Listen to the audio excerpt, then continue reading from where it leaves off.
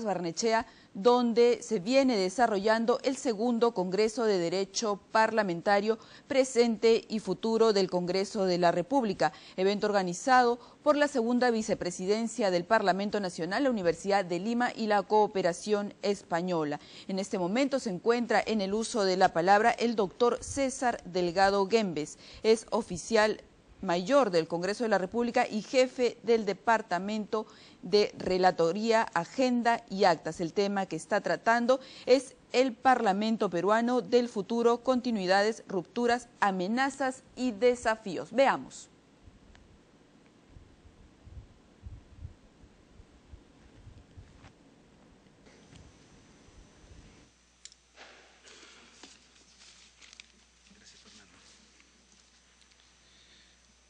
Buenos días nuevamente. Voy a pedirles disculpas porque contra mi práctica corriente y común no voy a dedicarme a exponer oralmente por una razón muy sencilla. El tema que me toca es el Parlamento del futuro. El futuro es algo que no existe. El futuro es algo que, por más que lo pienses, puede resultar siendo impensable. Y en muchos casos, lo que de impensable tiene el futuro puede no resultar ser otra cosa que el narcisismo del que padecemos. Un narcisismo que está fundado en la ilusión de nuestra propia eternidad. No queremos morir. Como no queremos morir, queremos vernos retratados en un futuro, aunque no sea sino a partir del narcisismo que en este presente nosotros nos imaginamos para que alguien después diga, ah, eso ya lo dijo Julio Verne. Entonces, toda proyección sobre el futuro es una ilusión. Y como es una ilusión, es muy difícil que uno tenga algo ya escrito sobre eso. Esa ilusión hay que escribirla. Entonces, si voy a hablar del futuro, no me queda otra cosa que convertirme por algún momento en un personaje literario. Voy a hablar a ustedes desde la perspectiva de Martín Romaña. Si incurro en alguna exageración o deficiencia, será nada más y nada menos que una consecuencia de mi vida exagerada. Entonces, procederé a leer lo que ocurriría como cuando ustedes van a un recital. No esperan que un poeta, cuando vaya a un recital, se comience a inventar la poesía en ese acto. Esta no es una ocasión en la que yo pueda inventar nada. Al poeta se le pide que lea lo que ha escrito. Lo que yo tengo que hacer es leer la ilusión que ahora comparto con ustedes a partir de mi narcisismo primordial y mi ansia de eternidad.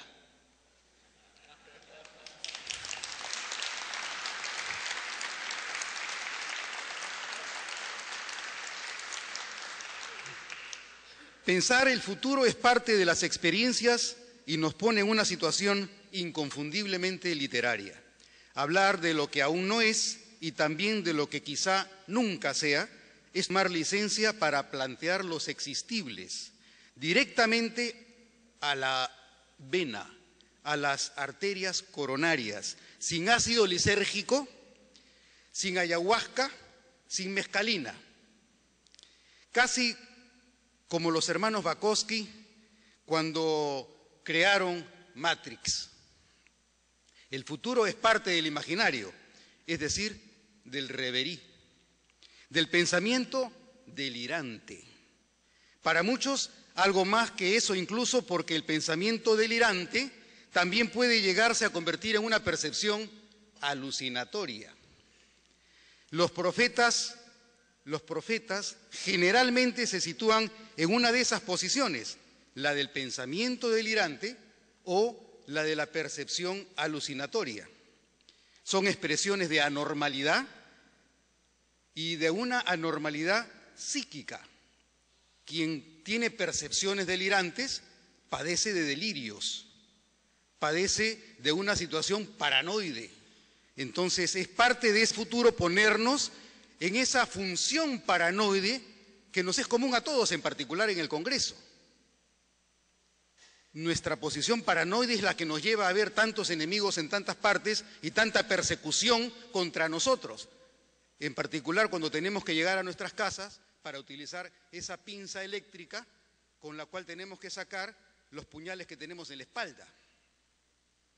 El futuro es todo lo que puede ser inimaginable, impensable, para bien y también para el mal. Es todo lo que puede construirse y todo lo que puede destruirse desde la fantasía, del sueño y la imaginación humana. Ese es el espacio en que corresponde que nos situemos y tomemos posición. El espacio incómodo en el que todo puede alterarse y transformarse, dejándonos ante la más pura de nuestras fragilidades, la incertidumbre, la ignorancia, la inseguridad de lo que podrá ser y sobre la que quisiéramos tener poca posibilidad de controlar. Esa es la posición. Tenemos que ubicarnos ante una situación de incertidumbre que nos es común a todos cada día. Y si no, recordemos lo que nos ocurre cada año cuando no sabemos quién va a ocupar la mesa directiva. Si podemos y tenemos que hablar del futuro, tenemos que ponernos de acuerdo de qué futuro hablamos. El futuro es el siguiente minuto, el futuro será cuando termine yo con esta exposición, pero el futuro también puede ser de aquí a 4 millones de años, cuando el sol haya explotado y no quedemos absolutamente ninguno de nosotros, pero también una circunstancia en la que, debido al narcisismo que nos es inherente como seres humanos, nuestra pretensión de eternidad nos lleve a imaginarnos que ya no seremos humanos que vivamos después de 4 millones de años, pero quizá quede de nosotros algún germen que se convierta en un ser posthumano, un ser que siga existiendo a pesar de nosotros y que tenga la memoria que nosotros tenemos hoy día. Esa es parte de la pretensión humana, creer que tenemos que planear algo más allá de la incertidumbre que nos sobreviva. Es una experiencia humana de hurgar en lo que no es y es parte entonces de esa patología narcisista y alucinatoria. Vamos a situarnos en 3 historias diferentes, 3 escenarios. En cada uno de ellos algo será resaltado y lo demás minimizado. Y en esos escenarios habrá un papel que pensemos tendrá que cumplir el Parlamento. Supuestamente ese escenario ya no llega a los 4 millones de años. Se plantean 3 escenarios que pueden excluirse entre sí o coexistir con diferentes grados de complementariedad. El futuro imaginado es indefinido por igual en cada uno de los 3 escenarios, porque depende de la capacidad de crear las herramientas que desarrollen las posibilidades imaginadas en algún punto del tiempo. Quienes han estudiado en letras, en las universidades, en historia en particular, recordarán quizás el modelo de Ferdinand Braudel. Braudel hablaba de que la historia tiene 3 perspectivas: la perspectiva de los tiempos muy largos, la perspectiva de los tiempos medios y la perspectiva del acontecimiento. Generalmente en el Congreso terminamos comprendiendo la historia a partir de la perspectiva del acontecimiento, del día a día, de la coyuntura. Pero Braudel también habla de esa perspectiva media en la que nos encontramos en un punto histórico relativamente grande, pero no tan grande. Y el tiempo largo de Braudel puede comprender todo un paradigma. Por ejemplo, ahora, de acuerdo a la perspectiva de Braudel, nos encontraríamos en el paradigma de la modernidad, el paradigma en la que el ser humano es un sujeto autónomo, dueño de su destino, y ese paradigma tiene 2 vertientes. La primera vertiente, en la que se supone, con los ideales de la Ilustración, que la razón es la que decide el destino del hombre, pero convive con ese paradigma lo que ahora se llama la etapa de la posmodernidad. La etapa de la posmodernidad cuestiona el ideal del racionalismo y de la Ilustración y aparece como gran profeta Nietzsche y dice: ustedes son ilusos, la razón es un muñeco de trapo, lo que manda es la voluntad. O si no, el otro gran profeta de la posmodernidad, Freud, que nos dirá: ¿ustedes qué cosa creen? ¿Que ustedes dominan porque tienen conciencia y que pueden programar sus actos? No, Freud nos recordará nuestra propia fragilidad y nos dirá que mucho más de lo que vivimos depende del inconsciente, que nos resistimos a creer que existe y que gobierna esa tópica que descubrió Freud, la segunda tópica que define, que diferencia el yo, el ello y el superyo.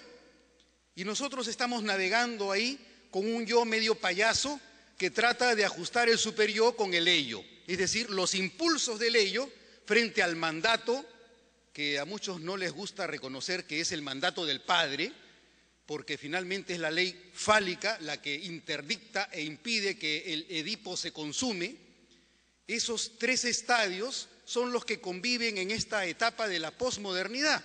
Entonces, la lógica de Brodel es lo que vamos a tratar de plasmar en estos tres distintos escenarios.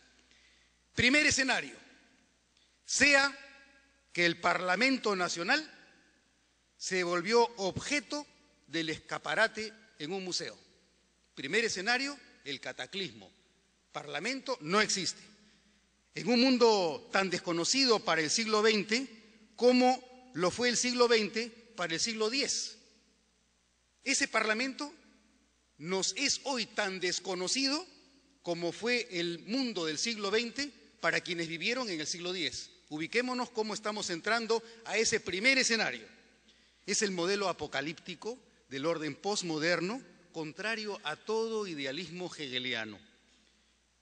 El sujeto que domina en este modelo apocalíptico es precisamente al que se refiere T.S. Eliot, cuando en boca de Marlon Brando recita en la sección final de Apocalipsis Now el poema The Hollow Man, el hombre vano o el hombre vacío.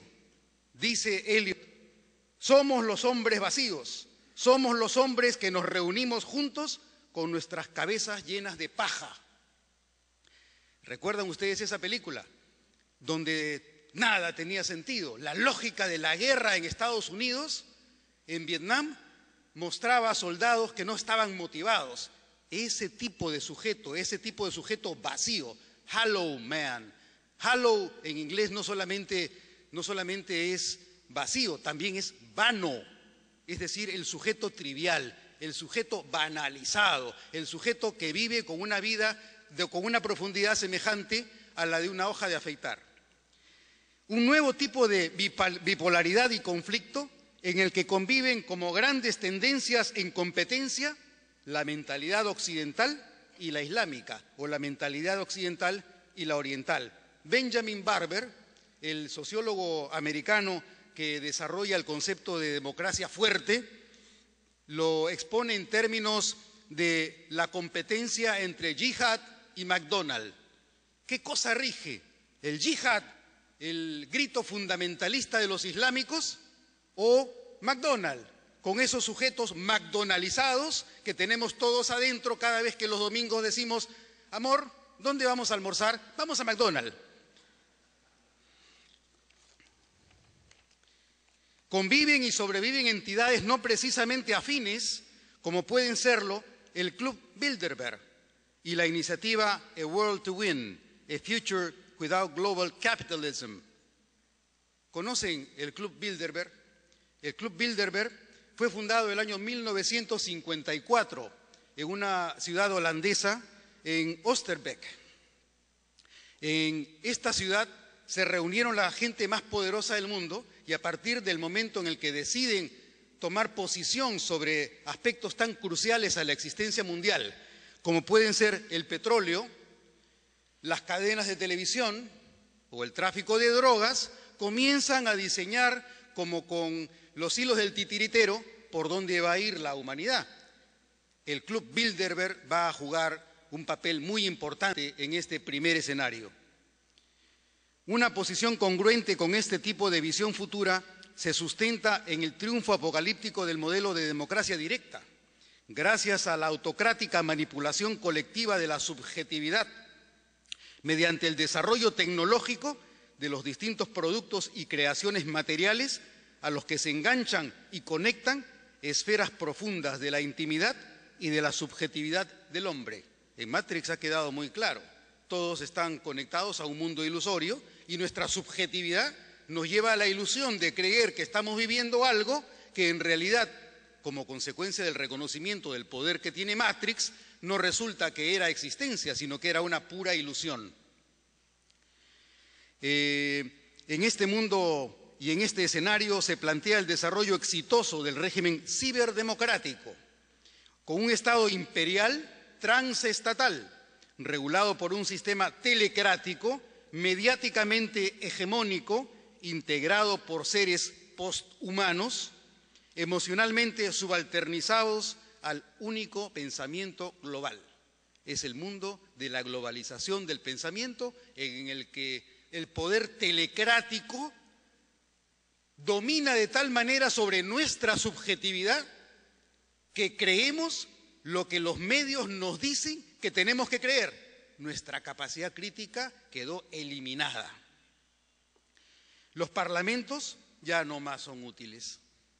Su existencia episódica y retardataria se considera tan anacrónica como las costumbres de las comunidades Amish o los cuáqueros, o como experiencias propias de la historia tribal en una especie de humanidad prehistórica. Los límites de la representación se superan con el hardware y el software de las nuevas tecnologías de interconexión que permiten el autogobierno mediante la agregación de opciones de todos los individuos a través de un programa que procesa las tomas de decisión según una fórmula que ordena transitivamente las alternativas expresadas en el ordenador de los miembros de los foros del debate público. La sociedad llegó a su más grande abismo. La tecnología se hizo cargo del control político planetario y global por quien domina su producción, el ser al servicio del instrumento. La máquina triunfa sobre lo humano.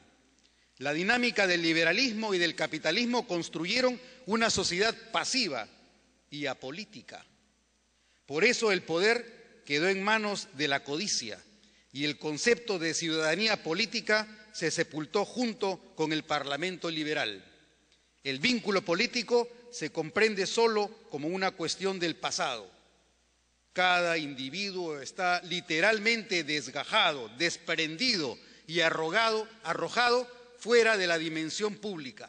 Lo público no es un vínculo común, es solo la suma atomizada de intereses privados.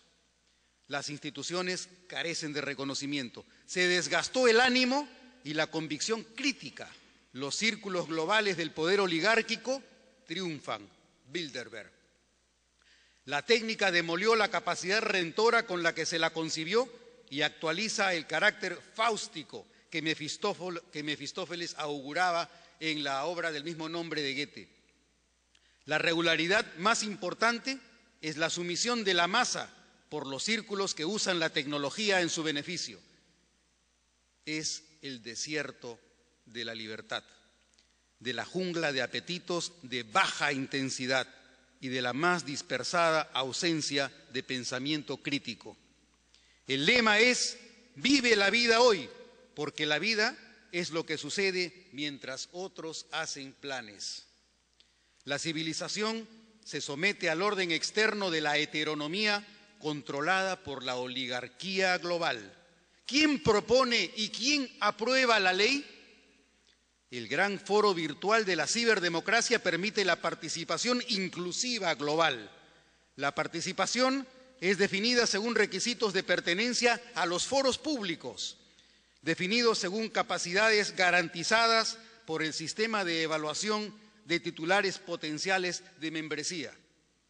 El sistema participativo habilita a los inscritos en el foro legislativo para que presenten o hagan propuestas, y el administrador del foro programa los debates cuya prioridad se decide según el número de twitters o de likes recibidos una vez colgadas las propuestas en la página del foro. La materia legislativa programada se debate online durante los plazos que los coordinadores de la página acuerdan.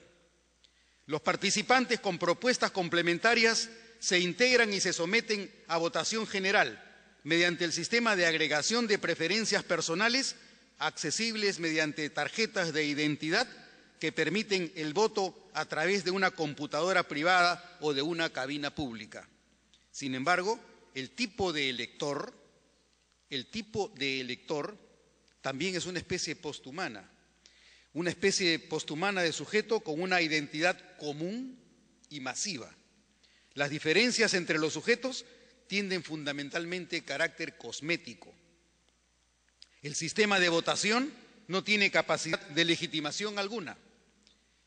La mente colectiva es sometida al impulso neurológico y el consumo de una realidad simulada virtualmente. El gobierno es una agencia con diversidad de instancias de gestión. Las instancias de gestión se financian mediante recaudación de tributos acotables según el nivel diferenciado de ingresos y del patrimonio disponible. El número de agencias creadas funciona según el programa subordinado a la lógica del poder del imperio global. Las decisiones colectivas de las colonias cuentan con ejes periféricos de poder, de los que se destacan representantes al poder central, al que llegan propuestas de todo el universo globalmente sometido mediante procesos de iniciativa y debate. La ley es aprobada según el proceso de toma de decisión en el que intervienen quienes se inscriben previamente en el foro. El acuerdo global es ley del planeta, es el fin de la representación por elección. Cada sujeto puede afectar la decisión global a través de su inscripción, participación y voto. ¿Qué control cabe ejercitar respecto de ese poder imperial? Conviven con este sistema anárquicas formas del inframundo precibernético integrado por células conspirativas de agrupaciones y movimientos étnicos y antisistémicos que se resisten a la colonización mediante la posición minoritaria y racionalmente crítica contraria al pensamiento y sistema único. Solo cabe la conspiración y la denuncia entre quienes se rebelan contra el sistema.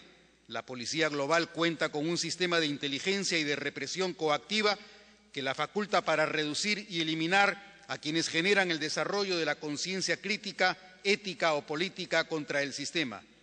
La libertad solo se cultiva como una experiencia clandestina y se considera como un bien sujeto a mayor riesgo que la vida.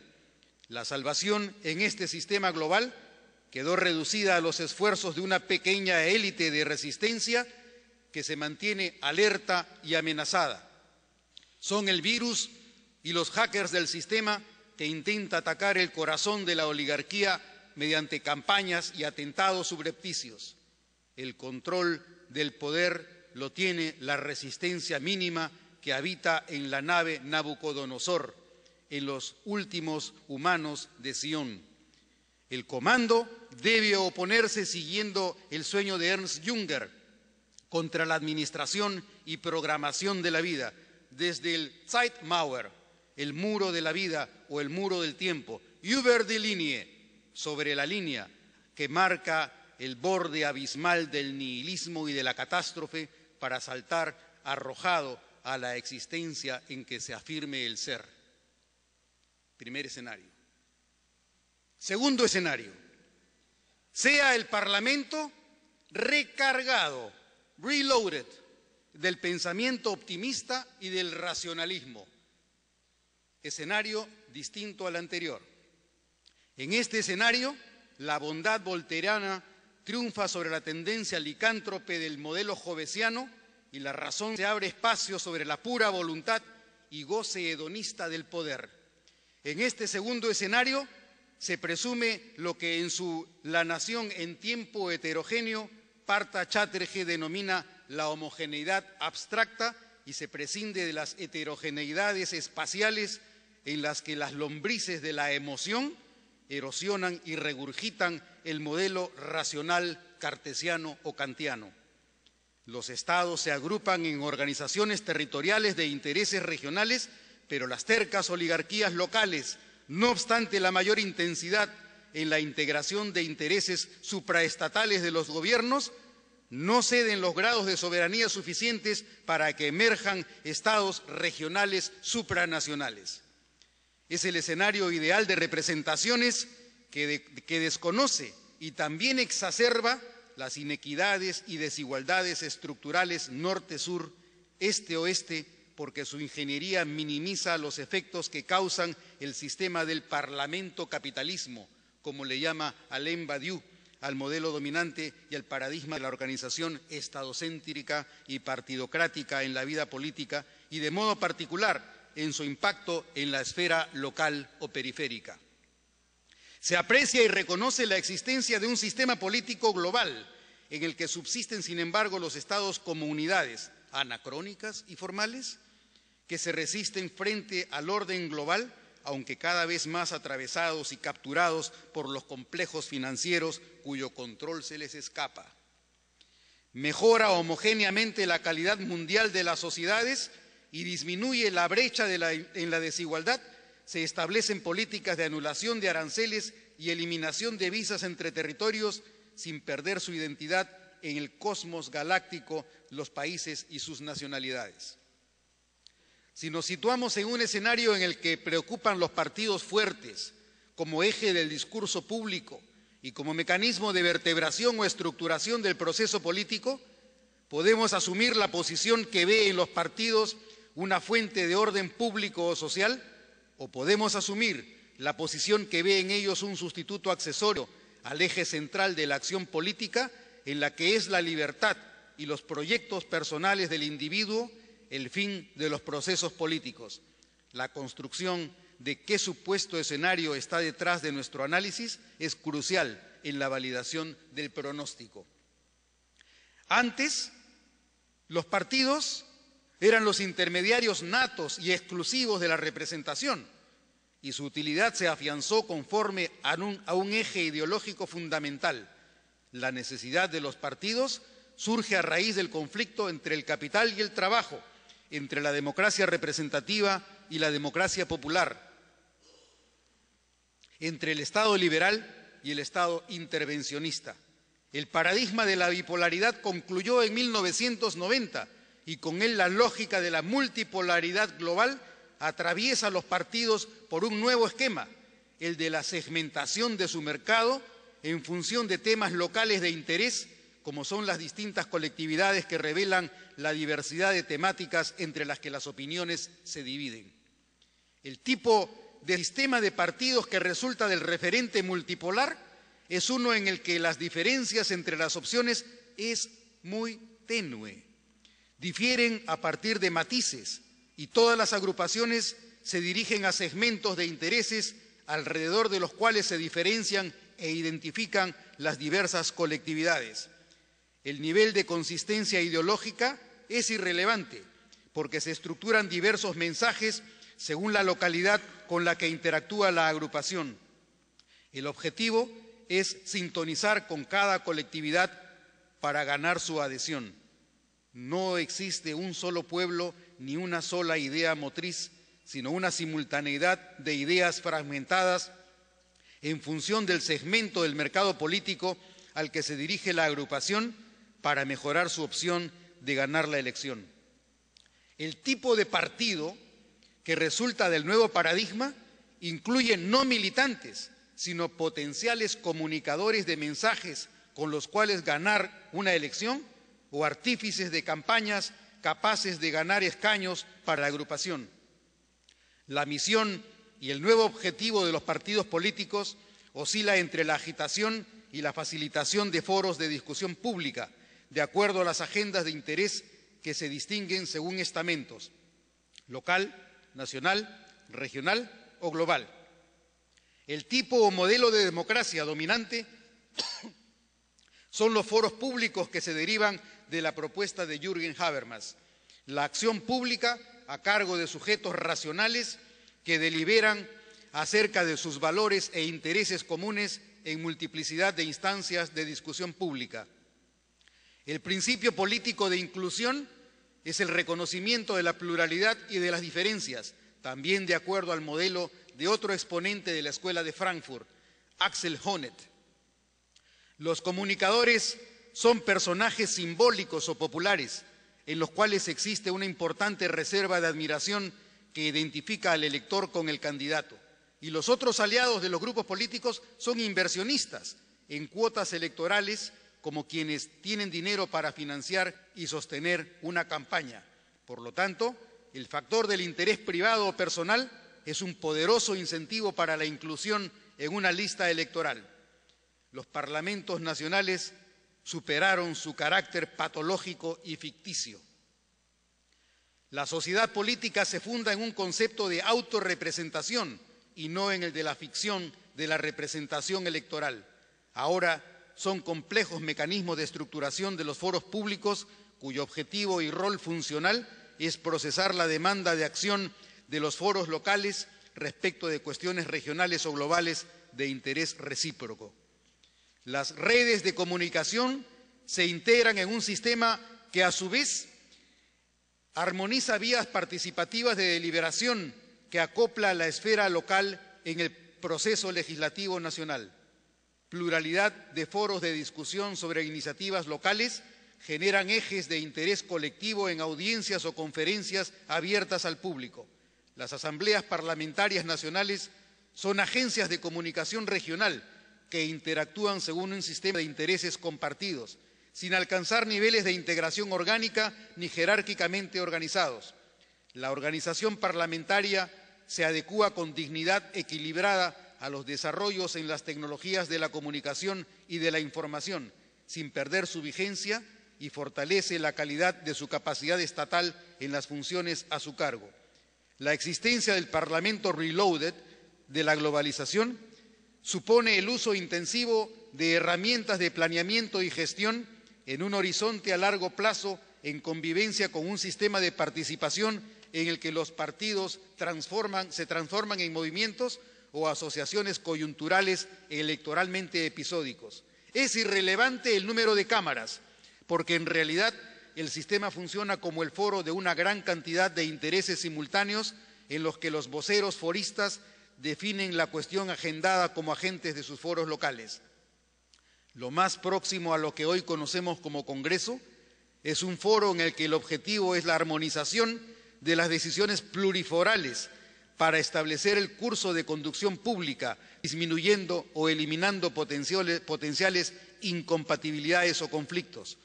Las disputas se eliminan mediante el sistema electoral de agregación ponderada de preferencias a cargo de los voceros de este foro.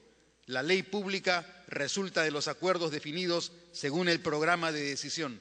En la nueva organización parlamentaria se aprecia mayor poder representativo gracias a métodos eficientes de control de la legislación. Cada ley prevé ex ante los resultados esperados, porque en la deliberación de las políticas legislativas se presta especial énfasis a la información y al análisis de las propuestas. Luego de la evaluación según la metodología del análisis ex ante, los agentes de los voceros quedan a cargo de la evaluación ex post, porque el valor del Parlamento se mide no con la aprobación de la ley, sino con la eficacia de los resultados efectivamente alcanzados con una ley o con los fondos que las leyes asignan para cambiar o mejorar la situación existente. Quienes actúan desde la metamorfosis del Congreso no son representantes elegidos conforme a un mandato fijo. Llegan al Congreso para expresar puntos de vista local según el tema que convoca la agenda concreta del momento. La autoridad parlamentaria no tiene carácter permanente. Los representantes lo son de intereses según el tipo de foro que emerja en la agenda.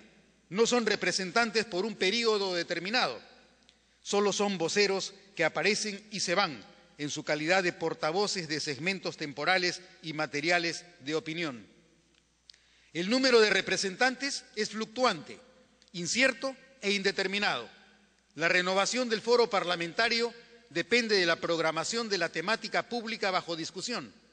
Llegan al foro quienes expresan con mejor capacidad argumentativa la pluralidad y diferencia de las posiciones que deben armonizarse.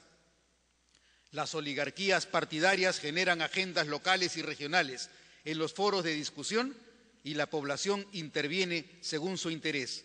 Los parlamentos nacionales, que son asambleas en que se reúne el foro público a cargo de temas de alcance multilocal, están interconectados según objetivos estratégicos comunes que perfilan o definen las políticas de las mónadas nacionales que actúan con tendencia a la sincronía con las políticas comunes.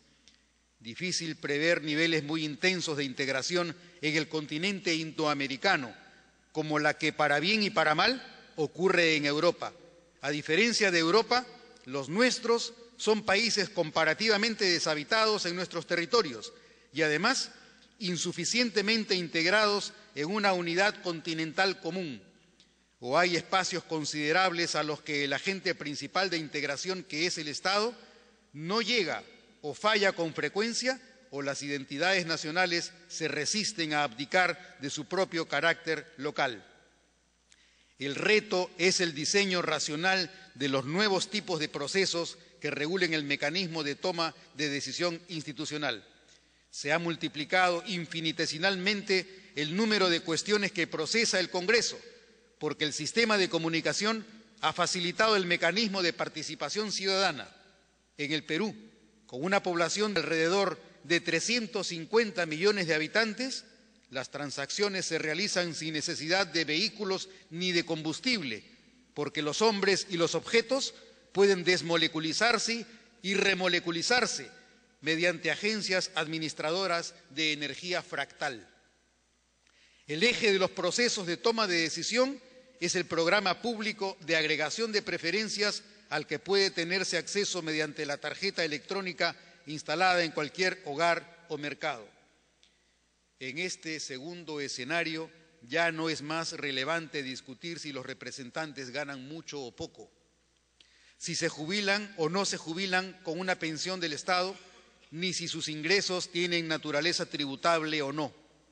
Los voceros cumplen una función pública transitoria según la naturaleza temática de la agenda pública. Su tarea es recompensada económicamente por el empleo u ocupación que le corresponde en el que tiene licencia para resolver la cuestión en debate público. Tercer escenario. Sea el Parlamento regresivo del nihilismo y de la sociedad del descreimiento y del desencanto. Recuerden que estamos hablando de los tres modelos de Ferdinand Brodel. El gran modelo, el modelo a mediano plazo y el modelo de la coyuntura del episodio o del acontecimiento. Este escenario es un modelo en el que triunfa la dinámica psicótica y prevalece la sociedad de la desconfianza, del malestar y de la decepción.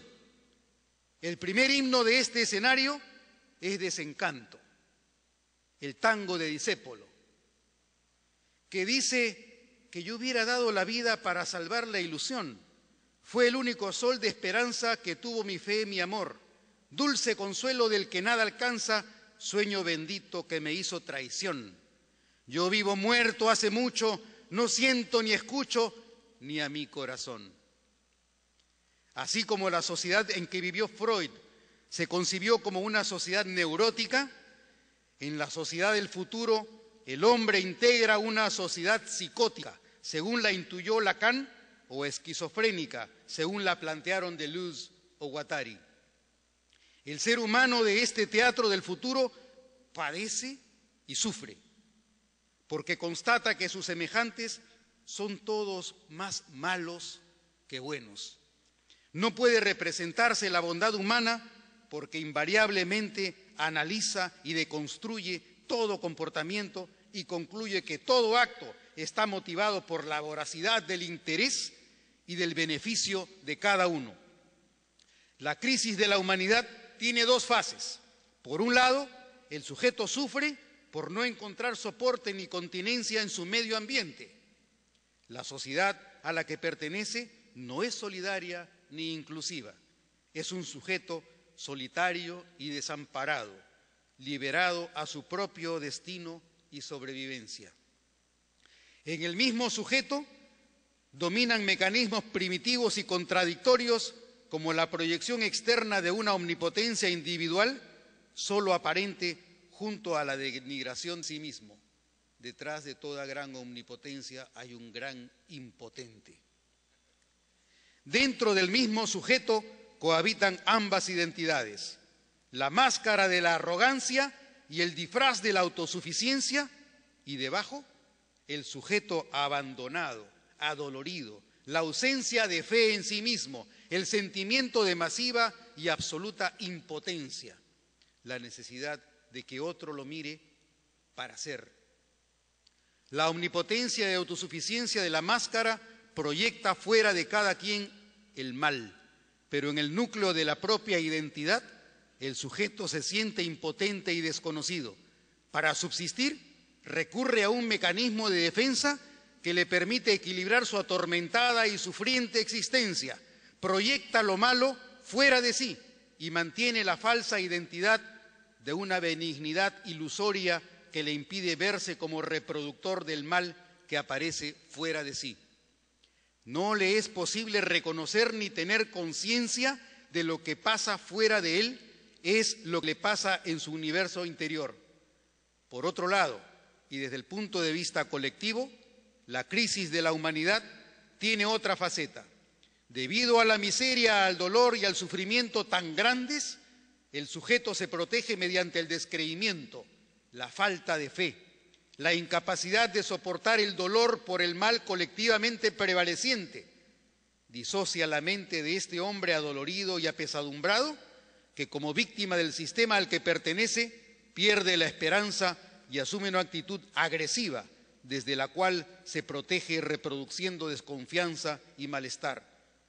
Esta sociedad del futuro cuenta con sujetos débiles, incapaces de hacerse cargo y procesar el trauma. Es una sociedad con mecanismos de funcionamiento y comportamiento general basado en fuertes núcleos psicóticos. La humanidad se ha convertido en un gran hospital psiquiátrico según los estándares en que vivió el hombre a fines del siglo XX. Los núcleos de funcionamiento psicótico del sujeto se traman en una red social en la que la regla principal es la estructura y filosofía cínica. Cada quien se adecúa para no parecer el ser antisocial que lleva dentro, pero a la vez todos conocen que el altruismo es una virtud perdida e inexistente. El lobo de cada uno es voraz con sus semejantes. Este sujeto y esta sociedad tienen por eso una estructura delirante. Todos se piensan enemigos de todos, pero además la falla en la raíz precipita percepciones públicas alucinatorias, porque se considera que el mal está fuera de uno y no dentro de uno mismo. El mal son todos los otros. El mal me persigue donde quiera que lo mire. Es el sujeto que es consecuencia de la incapacidad para soportar el mal en su entorno comunitario y a la vez la causa del mal que no tiene capacidad de soportar. Cuando en la sociedad se generaliza la falta de fe y se constata un clima público en el que cada quien maximiza y busca solo su propio interés y beneficio, también se generaliza una organización sin otro vínculo que la razón cínica, en el que prevalece la malicia, la sospecha y el delirio de persecución, el imaginario de que nada tiene remedio y de que todos comparten la misma miserable lógica transgresora y autocomplaciente. Las fallas públicas en la confianza precipitan la paranoia alucinatoria de individuos que se desempeñan y actúan como núcleos despóticos pululantes. Giorgi Ligeti y Michael Meschke, dos músicos de nuestro siglo, presentan este escenario escatológico en su antiópera Le Grand Macabre, El Gran Macabro. El ángel Necrózar inocula la muerte en la humanidad. Llegamos a este escenario como consecuencia de la total desvalorización de los valores tradicionales sobre su significado y de la pérdida de ánimo y esfuerzo por transformar la decadencia en resurgimiento. Es el parlamento de la fatalidad. Es la sociedad psicótica, en la sociedad psicótica el Parlamento se desenvuelve como una agencia asombrosamente representativa de la sórdida y siniestra sociedad. El Parlamento regresiona masiva y generalizadamente a una dimensión libidinalmente límbica y obedece a la capacidad de dominio de las oligarquías patológicamente más eficientes que dominan la dinámica de acción colectiva según sus propios intereses locales y privados. Es el Parlamento de puro e incontenible goce perverso sin sujeción a otra ley que la de quien accede a la fuerza y al puro dominio. Los representantes son elegidos periódicamente, pero desde sus puestos solo miden su labor pública como alternativas para apropiarse del poder colectivo. La forma y la institucionalidad parlamentaria son totalmente irrelevantes. Domina la irracionalidad, la fuerza y el engaño cínico y descarado. Es el Parlamento infernal. Sus integrantes replican el rol de ese personaje histérico que es la reina de corazones, de la que Lewis Carroll en Alicia en el País de las Maravillas decía que tenía una sola regla para eliminar las dificultades grandes o pequeñas. Off with his head, que le corten la cabeza, órdenes que por dictarse desde la exagerada e histérica lógica de su vocera, solo raramente llegaban a cumplirse. La regularidad se establece en función de círculos de confianza y protección semejantes a las de las organizaciones delincuescentes como la Camorra y la mafia. El Estado diluye sus residuos perdiendo la identidad que definió la Ilustración y se convierte en el aparato usurpado por las facciones, sectas o familias que se apoderan de él. La mancha oscura del lenguaje a media voz triunfa. Tangibles continúan los arreglos subterráneos y sin transparencia a espaldas del ojo público. Es el Parlamento del inframundo. El supuesto básico es la sobrevivencia y adaptación de las viejas taras, aun cuando envueltas y maquilladas con los odres nuevos de la tecnología o en convivencia con las formas ciberdemocráticas. Los partidos políticos solo son máscaras de las oligarquías y cacicazgos que se dañan públicamente antes de las elecciones, pero se protegen entre sí cuando ocupan el Parlamento en medio de simulacros y sienten el acoso de quienes desde la sombra de su envidia denuncian sus privilegios o beneficios. Sobrevive el Parlamento, pero reduce a niveles residuales su espacio representativo compartiéndolo con medios virtuales. El representante agudiza la voracidad de su espíritu y queda consumido por la vanidad y el goce de las ínfimas cuotas de poder que le gotean. En el discurso oficial del cinismo colectivo, la participación soberana se desarrolla de acuerdo a la percepción de la colectividad, sin que admita diferencia alguna los distintos niveles o grados del conocimiento. En la sociedad democrática de la decepción, rige plenamente el segundo himno del desencanto, el tango Cambalache, que Enrique Santos Discépolo inmortalizó premonitoriamente en 1935 en la película El alma del bandoneón, que dice que hoy resulta que es lo mismo ser derecho que traidor, ignorante, sabio, chorro, generoso, estafador. Todo es igual, nada es mejor, lo mismo un burro que un gran profesor. No hay aplazados ni escalafón, los ignorantes nos han igualado. Si uno vive en la impostura y otro roba en su ambición, da lo mismo que sea cura, colchonero, rey de bastos, cara dura o polizón. Democracia en la que el soberano no admite tutela ni vasallaje. Cada ciudadano es señor de sí mismo, agente de su destino y gestor de su propio interés privado. El universo no es un espacio indefinidamente hospitalario y la muerte acecharía con mayor facilidad de no ser por los lazos de convivencia cínica e inconfiable que supuestamente protege lazos de asociación recíproca de los próximos.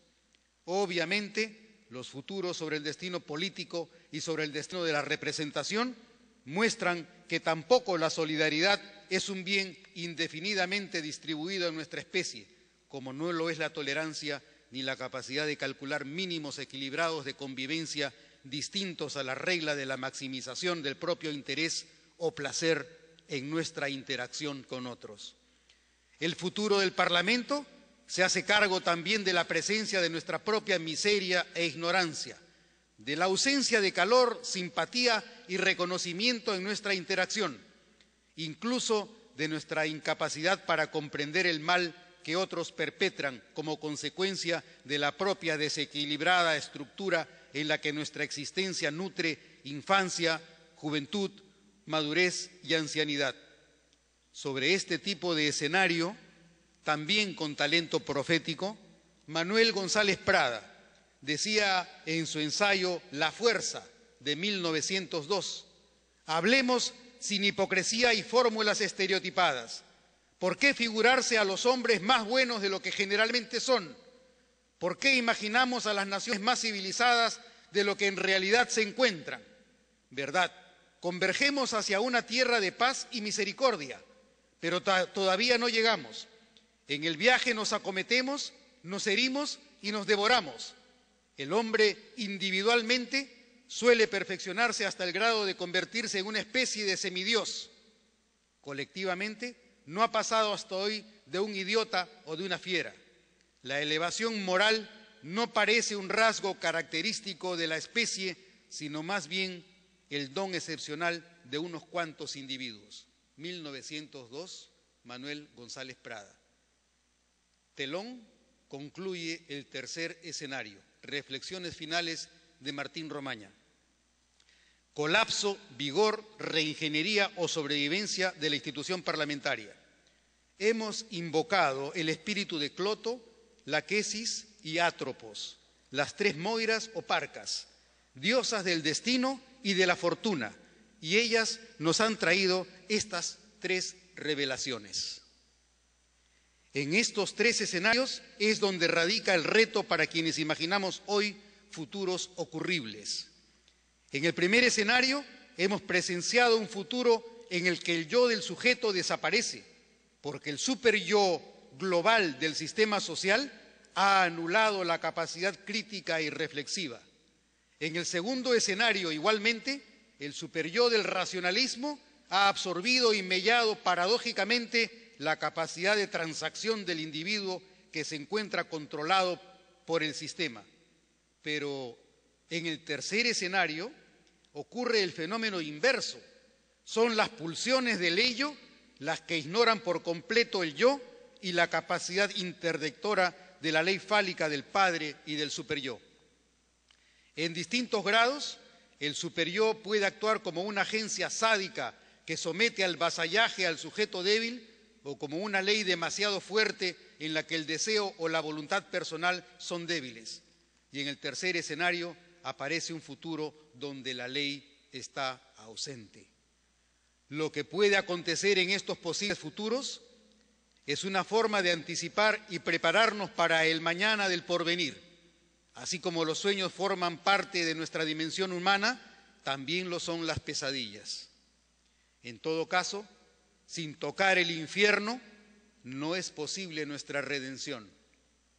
No es inglés el tipo de corte donde hay que buscar soluciones cosméticas y triviales de tocador, sino en la decapitación de los profundos núcleos de mediocridad y de irreflexión del alma. De esa experiencia habla Hölderlin, cuando en el himno Patmos escribía «Wo aber Gefahr ist, wächst das Rettende auch». Donde está el peligro, ahí se encuentra también la salvación. Doch, antworten wir, wer die Rettung zu finden willst, dann die Gefahr der Walgern zu verfolgen muss auch. Así es, le respondemos a Hölderlin. Con la saga de Ernst Jünger, frente a la catástrofe, quien quiera encontrar la salvación debe adentrarse y seguir la senda peligrosa del bosque y del ostracismo. Es así que el exceso de democracia corrompe las instituciones liberales, o al contrario, ¿será que las instituciones liberales impiden la promesa democrática? Benjamin Barber aborda esta delicada cuestión en su obra Strong Democracy, Participatory Politics for a New Age. Su argumento principal es que la urgencia de decidir, que es en lo que se basa la regla de que las mayorías resuelven qué se acuerda, es lo que convierte a la democracia en un proceso tan abstracto como ficticio, y que por ello la democracia del liberalismo es la democracia de la desesperación. Dice Barber en esa obra que las agendas públicas no son tales, sino solo la exposición de intereses de grupos oligárquicos, Dice también que la urgencia de decidir divide y antagoniza innecesariamente a la sociedad, porque el mayoritismo es el tributo al fracaso de la democracia, un fracaso a nuestra incapacidad para crear una política basada en relaciones mutuas, capaces de superar mediante la deliberación y los consensos las visiones y los intereses particulares. La pregunta central del Parlamento y de la República, entonces, no es qué prefiero o qué me gusta, sino cuál es mi voluntad respecto del mundo en el cual mis alternativas son posibles. ¿Qué y cuál mundo es el que quiero? Ante esta pregunta, una pregunta sobre el mundo futuro, es crucial la calidad del ciudadano. Las oligarquías y las masas son consecuencia de la ausencia de ciudadanía. Para que nuestro futuro no sea uno oligárquico, ni un futuro en el que las máquinas consuman al sujeto de la sociedad global y mediático de las masas, el objetivo es crear o inventar ciudadanos capaces de cuidar la comunidad en la que existimos y en la que encontramos nuestra pertenencia y nuestra propia identidad. El cuidado exige gran cautela con la ilusión de las encuestas, de la democracia demoscópica, tanto como de los usos de las percepciones conducidas por las imágenes que inventan los medios. La fragilidad de la República es susceptible de fortalecimiento si ella incluye el desarrollo de la reflexión, del pensamiento crítico y de la creatividad en el extenso desarrollo de nuestras interacciones. Pensar y reflexionar la acción política desde la perspectiva de la comunidad en que nos encontramos abre la puerta a la ciudadanía. Es ciudadano quien se ve no como un individuo, sino como miembro militante y activo de una historia y de un proyecto colectivo, no como una mónada o como un átomo autosuficiente, sino como la pieza que se articula en un engranaje orgánico. Si queremos una república fuerte, si queremos un parlamento representativo, estos son inalcanzables sin ciudadanos con subjetividades fuertes, subjetividades en las que el yo equilibre auténticamente las pulsiones del ello y arbitre razonada y correctamente los mandatos superyoicos de la cultura. No sujetos cuyo impotente yo libere al superyo para que pacte y trance directamente con el ello. La edificación y fortalecimiento del yo cívico, del yo de la conciencia y de la convicción, es el mejor antídoto frente a los escenarios de las catástrofes. La verdad de la República es la gran ópera que exige la convicción de ciudadanos que afirmen nuestro ser común y la solidaridad de nuestra acción política antes que el imperio ni de la pasividad o de la indiferencia, ni del propio gusto o la maximización pragmática del propio egoísta y apolítico beneficio individual. La calidad de la representación es consecuencia de la calidad de nuestra propia condición ciudadana. De ahí, en consecuencia, que no sea un remedio apropiado la abdicación de nuestra representación a los mecanismos de elección mayoritaria ni a quienes intermedien la soberanía de nuestra voluntad comunitaria. Es en la autenticidad de la Carta de Ciudadanía que reside y se afinca la dignidad de la vida política, no en las ficciones